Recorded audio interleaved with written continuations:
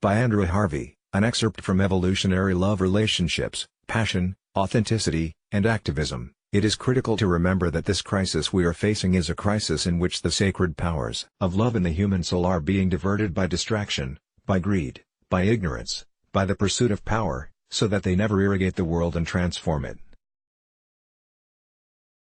What is needed as a vision of evolutionary relationship is a relationship that helps us come into the real, take responsibility for it, and enact our sacred purpose with a partner, and for the world. When two lovers come together in this dynamic love consciousness, they create a transformative field of sacred energy, from which both can feed to inspire their work in reality.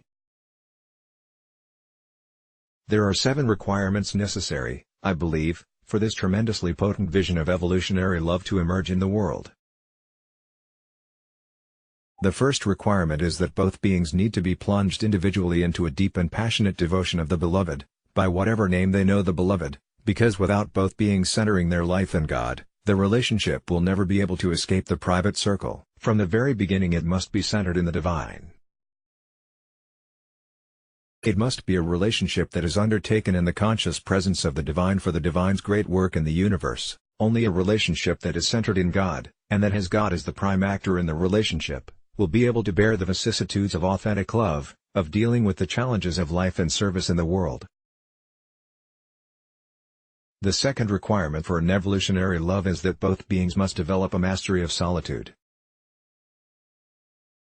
In his letters to a young poet, Rilke wrote, "Authentic love is where two solitudes border, protect, and salute each other. They border each other, they don't infiltrate each other's domain. They protect because they realize that the solitude that each one has is the source of inner wealth and inner revelation. They salute because they understand that the work of solitude, the work that goes into solitude, the hard work, the yearning, the longing, the deep contemplation of one's gifts and one's faults, is a sacred work that is the secret foundation of healthy relationship." In too many relationships in our current narcissistic model, what threatens the person most is the solitude of the other.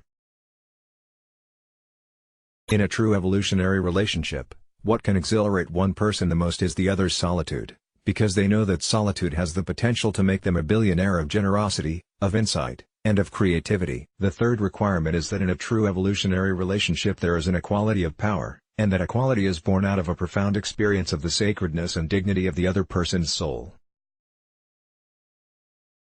This new relationship that is trying to be given to us by the mother is what I call the beloved-beloved relationship. One person isn't the beloved and the other only the lover. Both partners recognize in each other the unique face that God is turning to them in order to bring them the essence of divine truth, which is embodied love.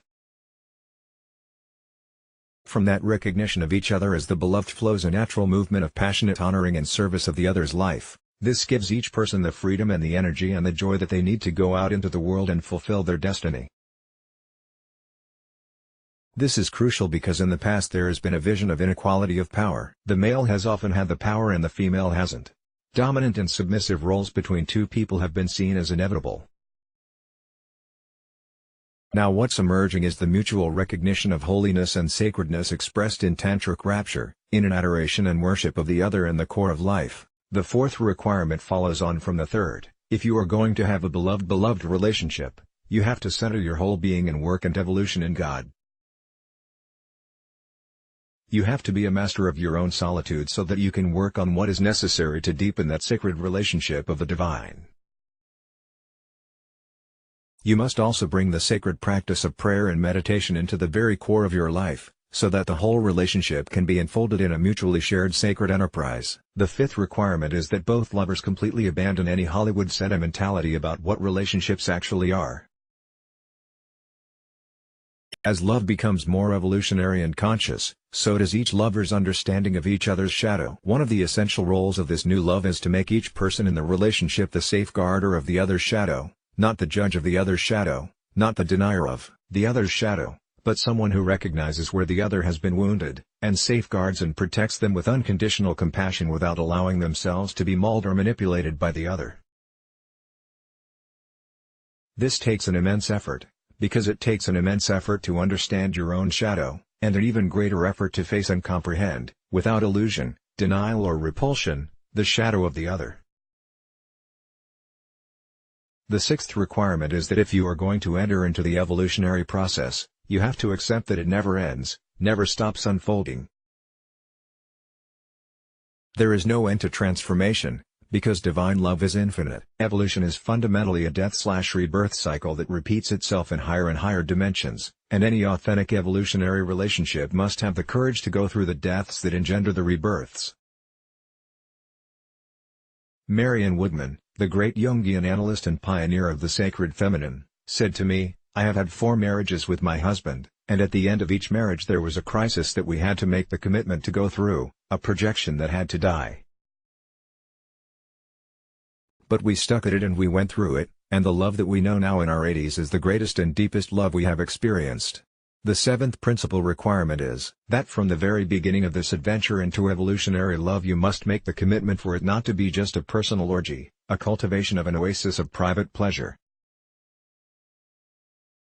You must engage consciously in this relationship to make you stronger, to serve the planet, to recognize that it is a relationship not only grounded in God, not only infused by sacred practice, but it is from the very beginning dedicated to making both people more powerful, more reflective, more passionately engaged with the only serious truth of our time: the world is dying, and we need a major revolution of the heart to empower everyone to step forward and start doing the work of reconstruction and recreation that is now desperately needed. Let's block ads. Why?